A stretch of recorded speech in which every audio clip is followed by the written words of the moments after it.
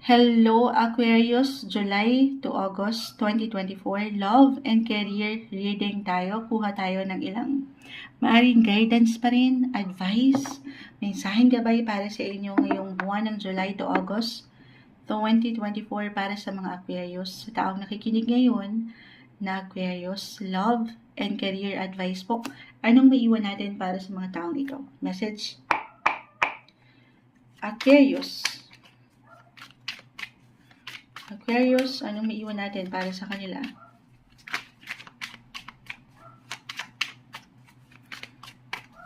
Aquarius, June, July to August. Ayan. Mekos tayo pa live na live sa YT. I know, hindi ko napapakita ang pag-shuffle. Huwag kayong mag-alala. Hindi natin to tatamisan. Ano po, wag lang pong laliman. Mensaheng gabay lamang po, July to August 2024. Aquarius, may umangat na. Isa pa lang ito. The King of Cups. This one is in reverse. Add pa tayo. Aquarius. July to August. Ayan na, meron na. Ito na yon, kumpol na sila. The Nine of Cups. Okay, isa-isahin natin. King of Cups reverse, Nine of Cups, Four of Wands, and ito. Para siyang the Lovers, pero wala siyang label sa deck na to. Okay. Aquarius. This is all about your love, relationship sector. Sabi ko nga, walang katamis-tamis, pero may paglalim pagdating sa inyong buhay, relasyon, or sa koneksyon na meron kayo sa isang tao or matatawag niyong one and only through love. Yes po. Nakangiti ang moonchild na may kilig, charot. Pero may wedding, guys. The Four of Wands. Ito hindi kailangan laliman. Especially kung wala pa naman doon at nagsisimula pa lang kayo, andito pa lang sa dating stage, pero may something special when it comes to your love life. Agad-agad ito yun. Andito yung happiness, yung contentment, Nine of Cups, yung celebration, meron kayong mararamdaman na spark, meron kayong maaring matanggap na proposal, love man, or anything in regards love proposal, or marriage proposal for some of you kung higit na kayong pinagtibay ng panahon at ng ilang pagkakataon. This time, maaring makapag-decide ang ilan sa inyo, okay? Na i-take nyo into another level ang inyong relationship. Love. Andito yung init, yung passion, yung matatawag niyong pangarap or pinangarap. Why not? Okay. Dahil nga merong, ang ganda, merong time eh. Or maybe isang indication na papaangatin niyo yung time para dito sa ilang taong mahalaga at mahal nyo. July to August, yung energy na kinukuha natin, guys. So dito, for some of you, hindi po kailangan mag-apply sa lahat. Just only take what resonate. Maaring merong blessing.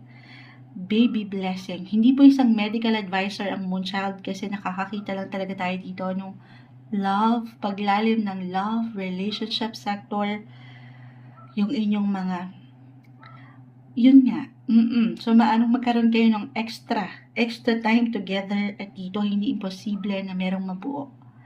Okay? Yun lamang po ay para lalo na sa mga nandito.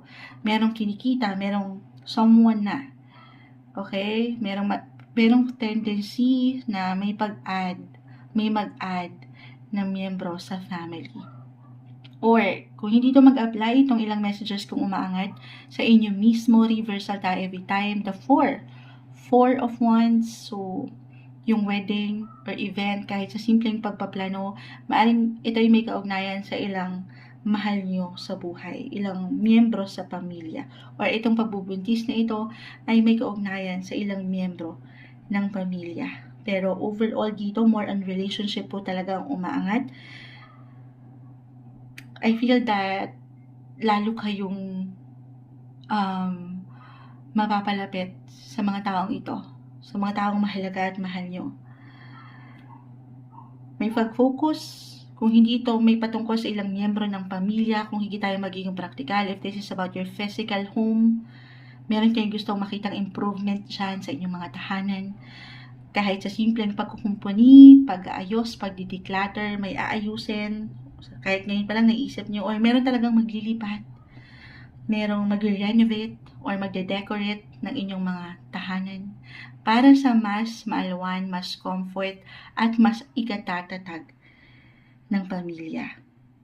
Okay? So, celebration. Napakalawak niyan sa inyong mga paraan. Maaaring merong connection, reconnection, or reunion for some of you.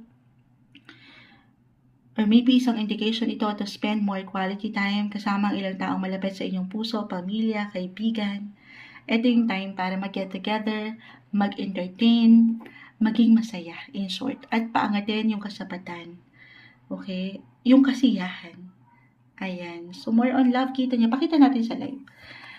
Para siyang the lovers kasi. Kita mo, attached na attached. Andito yung chemistry na pwedeng mauwi sa history. Ayan. Puro subject na tayo, Moonchild. Hindi. Pero, kung kayo meron ng mga anak, okay, I feel this, celebrate nyo rin ang buhay kasama sila. Lalo pa kung yung enerhiya nitong mga nakalipas na buwan o linggo ng taon ay masyado nyo nang nailaan sa sektor ng trabaho, ng ilang bagay, and this time, paangatin niyo yung kasiyahan, yung excitement, yung inyong mga atensyon sa kanila. Baka meron lang din nakakamiss sa iyo, okay? Pagdating sa iyong mahal sa buhay. Kahit over the net for some of you na malayo ngayon sa pamilya. Okay, ano pa bang ma-add natin dito? Work and life balance lang daw po. Okay, the King of Cups reverse. Merong ilang imbalance. Wala namang perfect relationship or situation when it comes to work. Pero nag-highlight po ang relationship area. Okay? Or kung paano kayo nagiging expressive or paano yung love language nyo when it comes to your partner or relationship sa ilang connection. May improvement sa part na yan. May ilang kasiyahan na makapagdudulot or makapag-iiwan sa inyo ng peace of mind. Or maybe isang indikasyon lang yan na lagi nyo lang papaangatin yung kasapatan, kasiyahan na alam yung deserve nyo. Okay, ngayong July to August 2024 para sa inyo, Aquarius.